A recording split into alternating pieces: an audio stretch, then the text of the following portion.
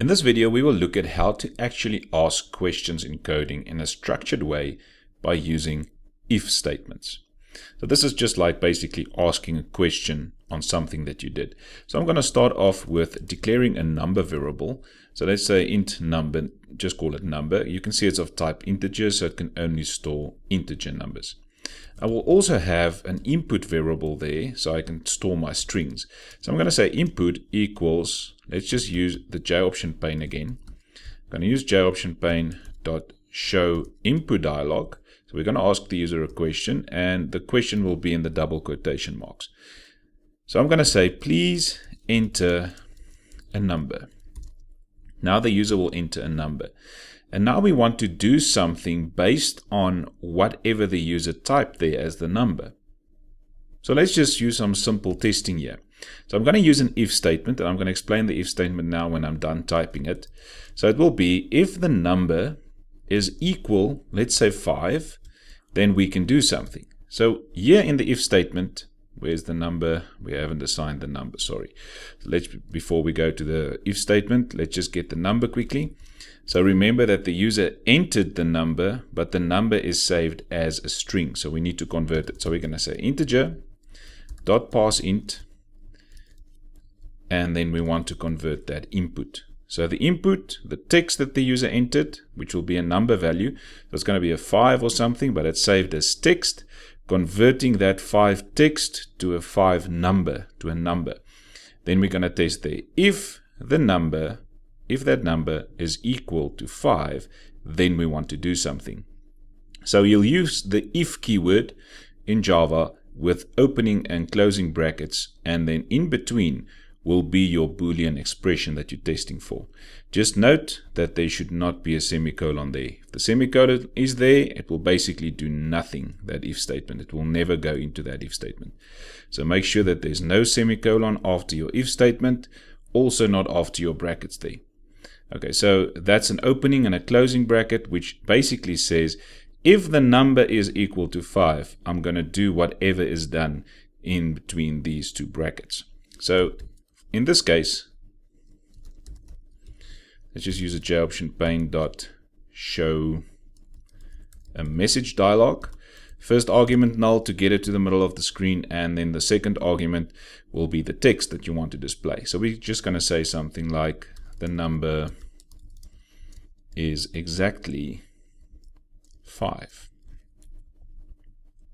Then let's do another if statement there to test something else. If the number is then not equal to 5, but let's say if the number is greater than 5, we will print out something else. So I'm going to say JOption pane dot show message dialog, again in the middle of the screen, and then the message, the number is greater than 5. Okay, so again we're testing. If the number entered is greater than 5, we will print out the number is greater than 5. Now let's add another one there. We can also say if the number is greater than 10, then we will print out something else. So I'm going to say JOption pane dot show message dialog, null for the first argument, second argument, the number is greater than 10, for example. Okay, so this is just a few if statements there. Let's just see if it works if we run now. Just one thing that I want you to add to your coding, whenever you're using the JOption pane, doesn't matter if it's the message dialog or the input dialog, just type this at the end to say system.exit 0, and that actually helps us to exit our program a bit faster when using the Java X swing components. That's an extra import there. So wherever you're using the java.x or javax.swing.star components, for example, in this case, the JOption pane that comes from it, it's always best to add the system.exit there at the bottom, because system.exit exits your program, it force exits your program, but the status is 0, which means that basically no errors occur. You chose to stop the program. So this is system.exit 0. It's a normal exit from the program, but it helps you to get a bit faster exit. Okay, so let's run this application now. So basically, if the number is 5, we're going to print out it is 5. If it's bigger than 5, more than 5, then we're going to say the number is greater than 5. If it's more than 10, the number is greater than 10. So let's just check them quickly. Let's run this.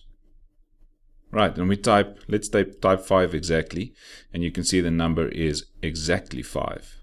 Right, and then you can see the program exits. Now let's test something else. Let's make it bigger than 5. So let's make it a 6. You can see the number is greater than 5. 100% correct. Now let's run it again.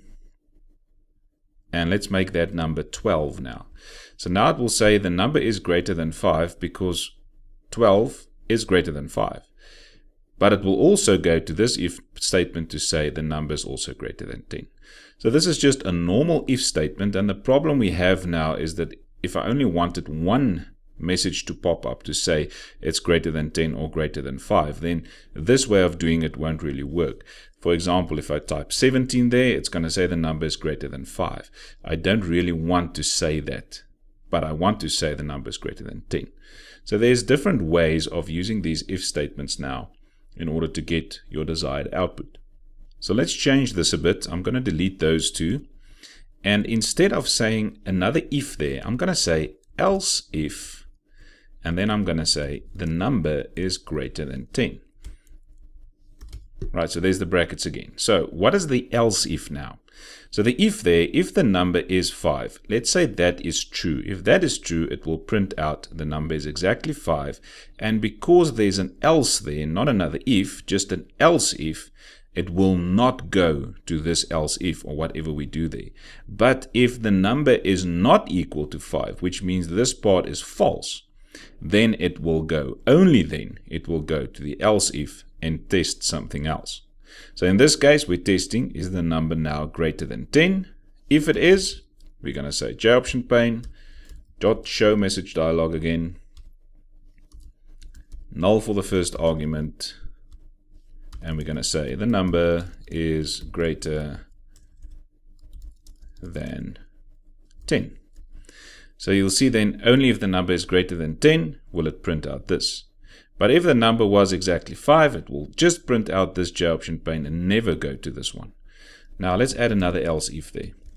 So we're going to say else if again, if the number is now greater than 5. And then we're going to say JOptionPane again, dot show message dialog, and null again for the first argument, second argument. The number is greater than 5. Okay, so what will happen here now? We will basically check first, is the number equal to 5? If it is, it's going to print out the number is exactly 5. If it's not, and only if it's not equal to 5, it will go to this else if and test. If the number is greater than 10, if it is greater than 10, which means that it's not equal to 5, and the number is then greater than 10, it will print out the number is greater than 10.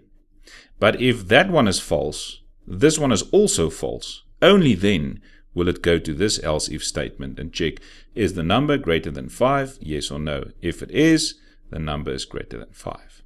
Now the last thing that I want to show you here is to basically add an else statement there. So basically, if this one is false, and this one is false, and this one is false, and all your else ifs and the ifs at the top is false, then and only then will your else part run. So if the number is not equal to 5, it's not bigger than 10, and it's not bigger than 5, it means that it must be less than 5. So I'm just going to print out JOptionPane.show message dialog, and the first argument null, second argument, the number is less than 5.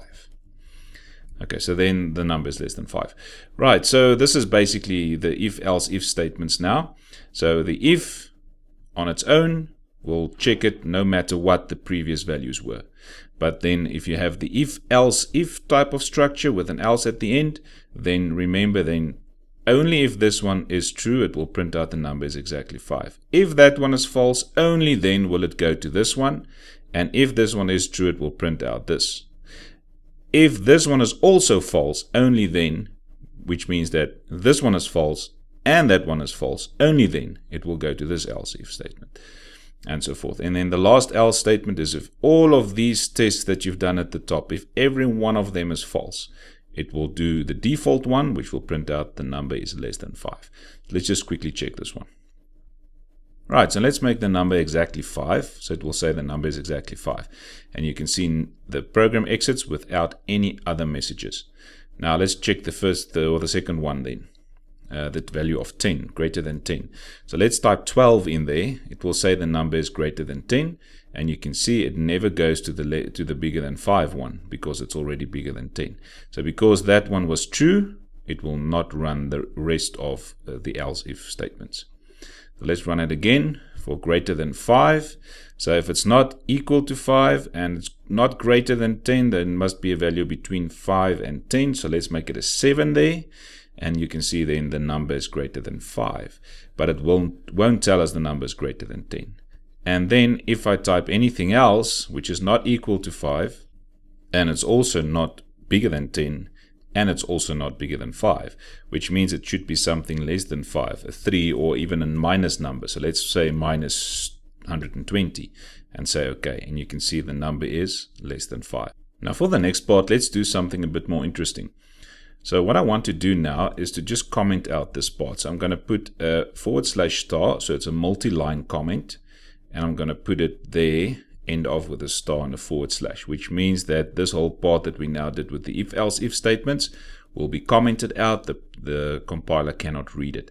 But we're going to still have the number variable. We're still going to get the input from the user. Please enter. And now we're going to say, please enter your mark. And then we save the mark. Now we're just assuming it's going to be integer numbers there. Let's leave it as integers. Please enter your mark. The mark is saved and the mark is then converted to an integer. And now we want to do something else. Let's look at a few if statements again.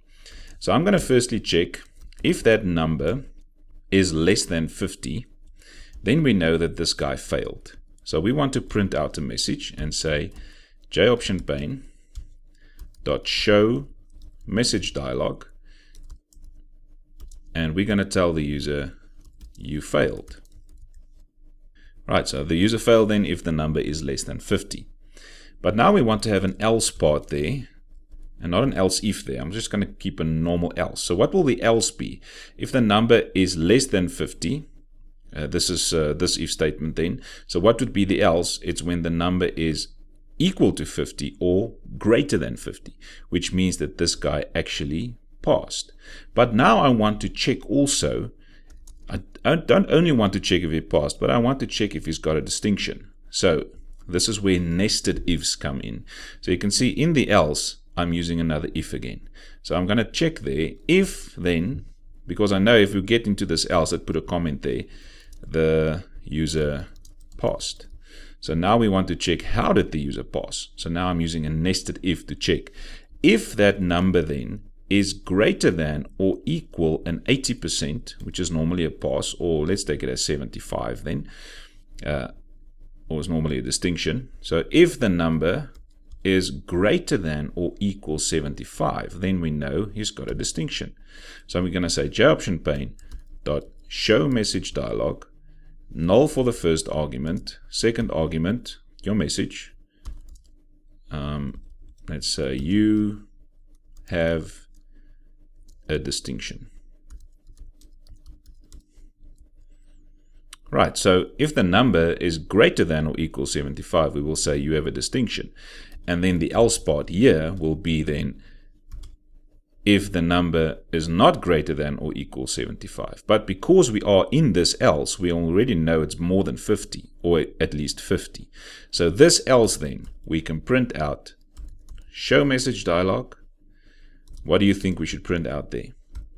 Yes, you're correct. We must print out you passed. Right, so now if he passed, that's the else. We first check if he's got a distinction. We say yes, it's a distinction. But if it's not a distinction, we can just say you passed. Let's just run this one and check if it works. Right, enter your mark. Let's make 50 there. So it will just say you passed, 100% correct. Now let's carry on. Let's try a number that's 75 or higher. So let's make it 95, it will say you have a distinction. And let's try something else again. Let's say less than 50, so 45, and it will say that you failed. So let's try another if statement, or another nested if statement here. So let's say we want this guy to go and write a reassessment in an exam or whatever. So we're going to say there, if then this number, we know now the number is less than 50. But what if this number is less than 50, but it's more than or equal 45, which means that this guy's actually got between 45 and 50, 45 included. So then we'll print out JOptionPane.show message dialog. And we're going to have null there, and then we're going to say you can write reassessment. Right, and then what will be the else part there? The else part will just be, if the number is less than 50, we know already he failed. But if the number is more than 45, you can write reassessment. The else will be, if it's not more than 45, it's less than 45, so this guy actually failed miserably, so we will just say, you failed. Okay, so let me just remove these extra space there. Okay, so this is basically our whole structure now. If I make this one a bit smaller there, you can see there that we start off, if the number is less than 50, then it means failed. But how did the guy fail? So we say, if the number then is greater than or equal 45, you can write the reassessment, because then it's 45, between 45 and 50, but not 50. 45 included because of that equal sign there. Then the else will be, if it's not bigger than or equal 45, which means it must be less than 45, and then he failed. The else part here is for this if. So if he didn't fail, then we go to this else and we test. If it's more than or equal 75, it's a distinction. What is the else?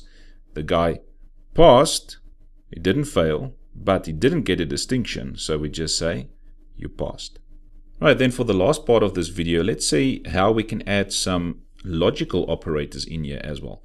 So instead now of saying if the number is less than 50, and then having a nested if statement to check the number less than or greater than or equal 45, we can do the following.